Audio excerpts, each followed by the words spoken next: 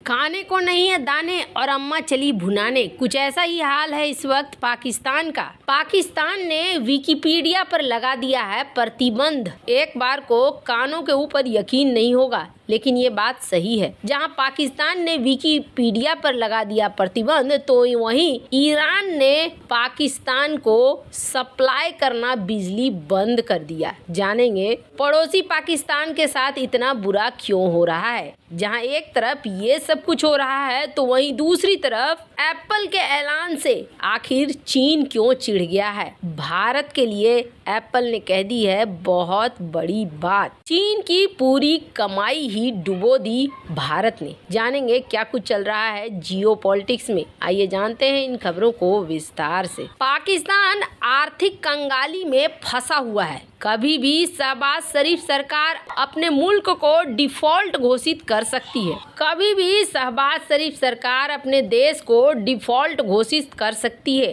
लेकिन इसके बाद भी ये देश मजहबी अफीम चाटने से बाज नहीं आ रहा है। पाकिस्तानी मीडिया के रिपोर्ट्स के मुताबिक पाकिस्तान ने विकिपीडिया पर बैन लगा दिया है। पाकिस्तान ने आरोप लगाया है विकिपीडिया पर इस निंदा से जुड़ी सामग्री थी, हमने कहा उसे हटाओ, लेकिन विकिपीडिया ने नहीं हटाया, इसलिए हमने बैन लगा दिया है। पाकिस्तान में विकिपीडिया पर बैन की ये कार्रवाई पाकिस्तान दूरसंचार प्राधिकरण ने चेतावनी देने के कुछ दिनों बाद की है। पीटीए ने कहा है कि अपवित्र सामग्री को ब्लॉक या हटाने के लिए विकिपीडिया से संपर्क किया गया था, लेकिन कोई इस मामले में सफल नहीं रहे और न ही उनके अधिकारियों ने कोई जवाब दिया, जिसकी वजह से हमने बंद करवा दिया है 1 फरवरी से। ऐसे तो अभी हमने 48 घंटे के लिए ही बंद किया है, लेकिन 48 घंटे के बाद हम इस प्लेटफॉर्म को ब्लॉक कर देंगे। ये गैर कानूनी सामान है और ये हटने चाहिए।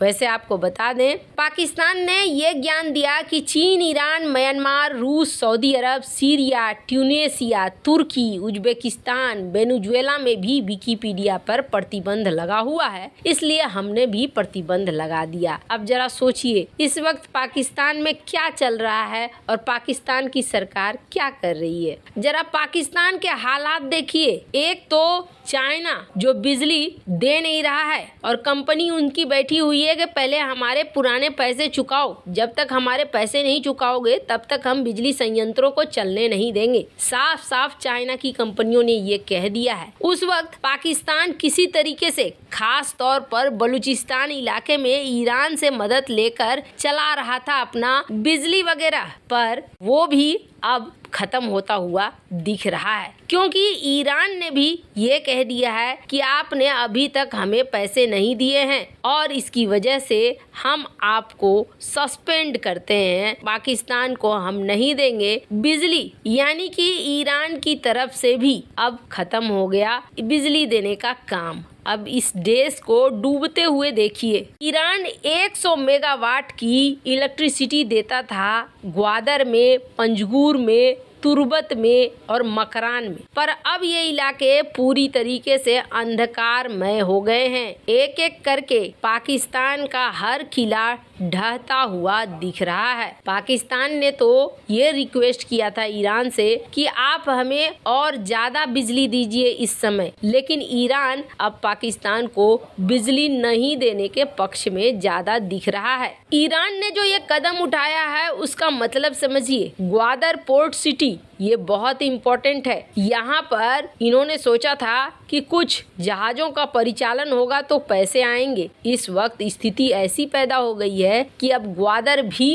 अंधकार में डूब गया। ग्वादर पोर्ट बनाने का मकसद था भारत को घेरना, लेकिन इस वक्त वो खुद ही अंधेरे में घिर चुके हैं। खैर, ये तो बिल्कुल डूबता हुआ जहाज है पाकिस्तान, जो अब 1-2 दिन की सांसें गिन रहा है। जहाँ एक तरफ ये सब कुछ हो रहा है, तो वहीं दूसरी तरफ अब उस देश को देखिए जो 1947 में एक साथ राह पकड़ी और आज कितना बड़ा बन गया है। एप्पल के सीईओ एक बार आए थे भारत में, तब उन्होंने भारत को देखकर ये कहा था कि मार्केट तो अच्छा है, सब कुछ अच्छा है, लेकिन यहाँ पर संभावना नहीं है कि एप्पल अपना यूनिट लगा सकती है। और ये बात उस वक्त सही भी साबित हो गई थी। एप्पल ने चाइना के अंदर जिस तरीके से ग्रोथ हासिल करी, जिस तरीके से आगे बढ़ा, वो बहुत ही अच्छा रहा। चाइना के ऊपर एप्पल पूरी तरीके से निर्भर हो गया। पर झटका लगना तब शुरू हो गया जब ताइवान मामले को लेकर एप्पल, चाइना और अमेरिका ये तीनों में भिड़ंत होने लगा। अमेरिका ने कहा कि ताइवान से बनकर जो भी सेमीकंडक्टर आ रहे हैं, चिप आ रहे हैं, उसके ऊपर लिखो मेड इन ताइवान,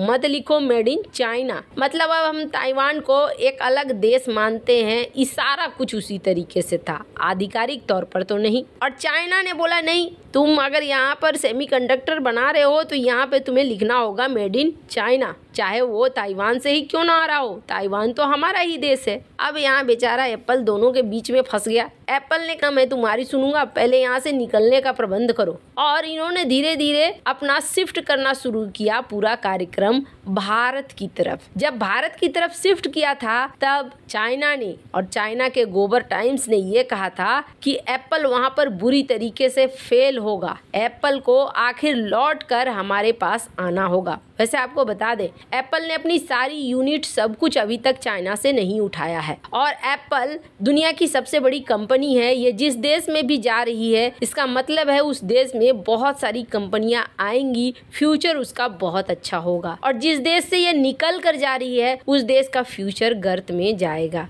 चाइना के साथ यही चीज हो रहा है। अब भारत ने बहुत ही अच्छे ढंग से एप्पल और एप्पल के मूवमेंट को हैंडल किया। और इसका सबसे बड़ा हमने एग्जाम्पल देखा कि भारत में आईफोन ने बहुत तगड़ा परफॉर्मेंस दिया और बड़ी संख्या में यहाँ से आईफोन बनकर मार्केट में बिके। इस बात को लेकर तो रिपोर्ट भी आ गई कि एप्पल ने $2.5 बिलियन से ज़्यादा के आईफोन बेच दिए अप्रैल से दिसंबर के बीच में। और अब देखिए स्क्रीन पर आप देख सकते हैं आर्टिकल। एप्पल ने कहा है कि हमारी ग्रोथ इंडिया में बहुत अच्छी हुई है, डबल डिजिट की ग्रोथ हुई है। और किसी और ने नहीं बल्कि उसी टिम कुक ने, जो है भारत में नहीं बन सकता है, उसने ये कहा कि भारत में हम बहुत बड़ा पोटेंशियल देख रहे हैं और भारत ने तो बिल्कुल